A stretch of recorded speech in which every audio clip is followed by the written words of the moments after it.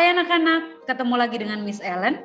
Hari ini Miss Ellen mau menyampaikan materi yang akan berkaitan dengan penilaian tengah semester untuk aspek keterampilan presentasi teks eksplanasi tokoh penemu yang kita ambil dari buku tematik kelas 6 tema 3. Ini akan kita lakukan di hari Rabu 15 September 2021. Kita simak sama-sama ya. Oke, yang pertama kita harus tahu dulu apa artinya teks eksplanasi. Seperti yang sudah kita pelajari, teks eksplanasi adalah teks yang dibuat untuk menjelaskan proses terjadinya suatu peristiwa atau fenomena secara ilmiah, baik berupa fenomena alam maupun fenomena sosial. Ciri-ciri teks eksplanasi. Nah, kita lihat di sini ada dua bagian. Yang pertama adalah memuat informasi berdasarkan fakta atau yang bersifat faktual. Yang kedua, strukturnya terdiri atas 3 hal. Yang pertama, pernyataan umum, artinya merupakan gambaran awal tentang sesuatu yang disampaikan dengan pernyataan yang sifatnya umum. Yang kedua, deretan penjelasan atau eksplanasi, merupakan inti penjelasan yang disampaikan. Dan yang ketiga, strukturnya adalah interpretasi, yaitu pandangan atau kesimpulan penulis yang bersifat opsional. Oke, dalam teks eksplanasi strukturnya adalah, tadi ada 3.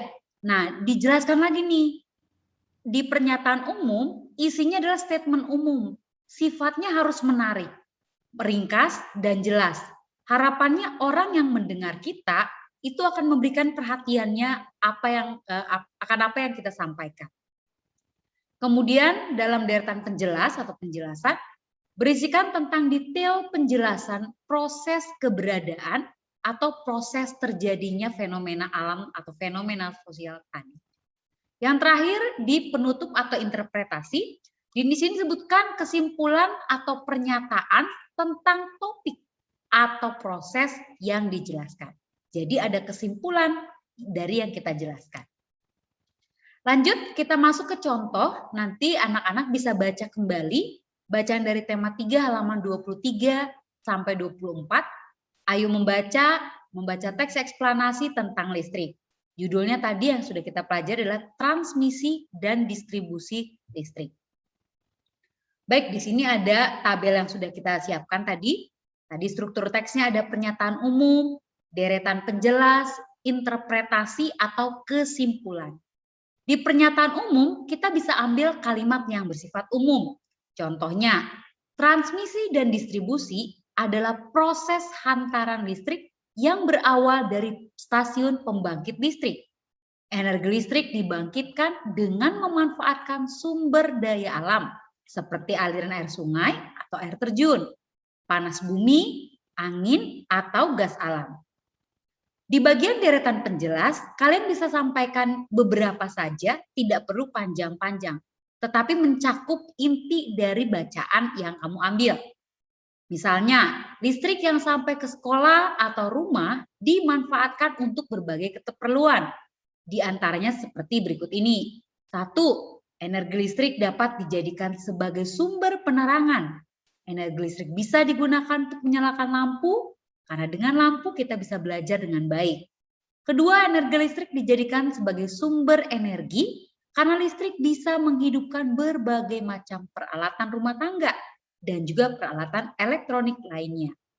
Ketiga, energi listrik dapat diubah menjadi energi panas yang digunakan berbagai alat rumah tangga, di antaranya setrika listrik, oven listrik, pengering rambut, dan solder. Yang keempat, energi listrik bisa diubah menjadi energi gerak, contohnya menggerakkan motor, mobil, dan kipas angin.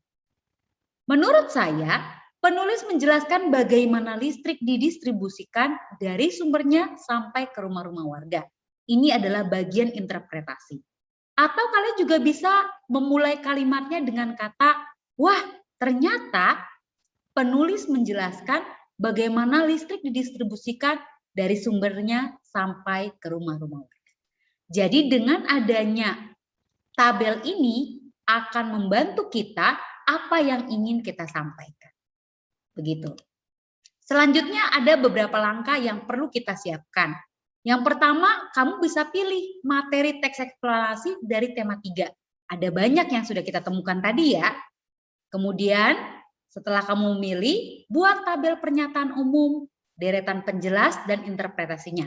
Seperti yang ini tadi. Ya, tujuannya apa? Mempermudah materi apa yang akan disampaikan. Dan yang ketiga, coba kamu latih melakukan presentasi di depan kaca. Kalau bisa direkam. Dengan rekaman itu, nanti kita bisa melihat apa yang sudah bagus atau apa yang perlu diperbaiki. Bagaimana dengan penilaiannya?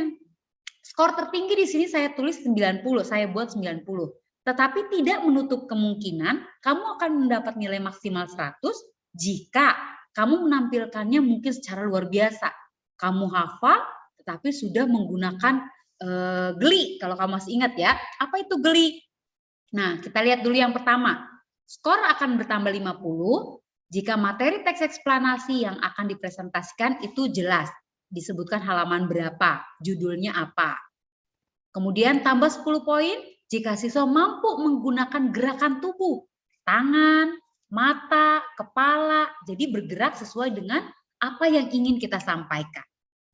Yang ketiga, skor akan bertambah 10 jika siswa mampu menggunakan ekspresi wajah dengan tepat. Ya, ketika kita bilang, wah ternyata, nah ekspresi wajah kita tuh menunjukkan kalau kita tuh baru tahu, wah ternyata. Dan yang keempat, di sini tambah 10 jika siswa mampu menggunakan lafal dan pengucapan dengan jelas. Seperti saya menggunakan kata-kata atau mengucapkan kata-kata dengan jelas. Saya, bukan saya, ya. Jadi orang paham apa yang ingin kita sampaikan. Dan yang kelima yang terakhir, skor akan bertambah 10 jika siswa mampu menggunakan intonasi suara keras lembut, tinggi rendahnya. Jadi ketika wah, ya, jadi orang merasa, oh benar loh, dengan intonasi yang dia meyakinkan kita bahwa apa yang dia dapatkan itu mungkin bisa juga menjadi bertambah wawasan kita. Nah, presentasi yang dilakukan itu pada saat Zoom di hari Rabu 15 September 2021. Jadi anak-anak tidak perlu membuat video, ya. Durasi maksimal 1 menit atau 60 detik per siswa. Oke, silakan anak-anak, kamu lihat-lihat lagi materi apa yang ingin kamu sampaikan dari tokoh penemu di tema 3 tadi. Kemudian kamu berlatih dengan sungguh-sungguh supaya kamu ketika nanti tampil sudah lebih percaya diri. Terima kasih anak-anak, selamat berlatih, Tuhan memberkati.